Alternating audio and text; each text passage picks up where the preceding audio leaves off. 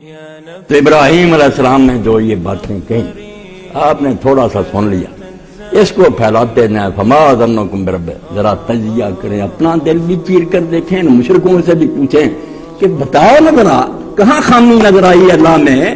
کیا کمی محسوس کی تم نے کہ دوسروں کی طرف چلے، ہمیں بتاؤ نا، پتہ چل جائے تمہارے ایمان کا کہ تم اللہ کو کیا سمجھے بیٹھے۔ تمہارے خیال میں اللہ کو ایسی گئی گزری ہستی ہے، معاذ اللہ معاذ اللہ، اس سے بڑا جلیل اور عظیم کون ہے؟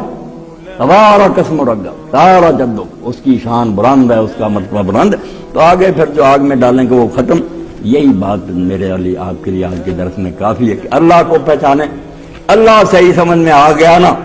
سارے مسئلے حل ہو گئے، کوئی دفتروں کی ضرورت نہیں، مناظروں واسطوں کی ضرورت نہیں، اللہ کی صفات پہچان کہ ہر شے کو جاننے والا، ہر شے پر قادر، سب سے بڑا مہربان، سب سے زیادہ قریب،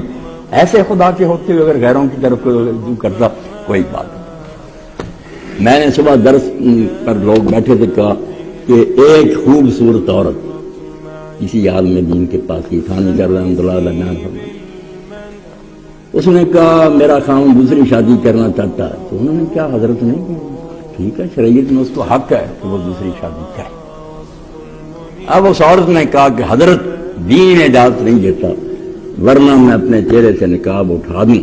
تو آپ خود کہیں گے کہ ایسی بیوی کے ہوتے ہوئے دوسری بیوی کا کیا سوال پیدا۔ جب اس نے کہا تو حضرت بے ہوش غشی تاری ہوگی، بہت رہا۔ شاگردوں نے بعد میں پوچھا، اس نے کہا اس بچی کی بات نے توحید کا مسئلہ سمجھا۔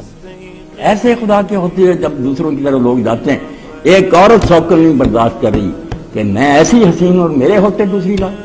تو خدا کیسے برداشت کرے کہ جب مجھ میں کوئی خامی ہر لحاظ سے لہو لسباب تھا،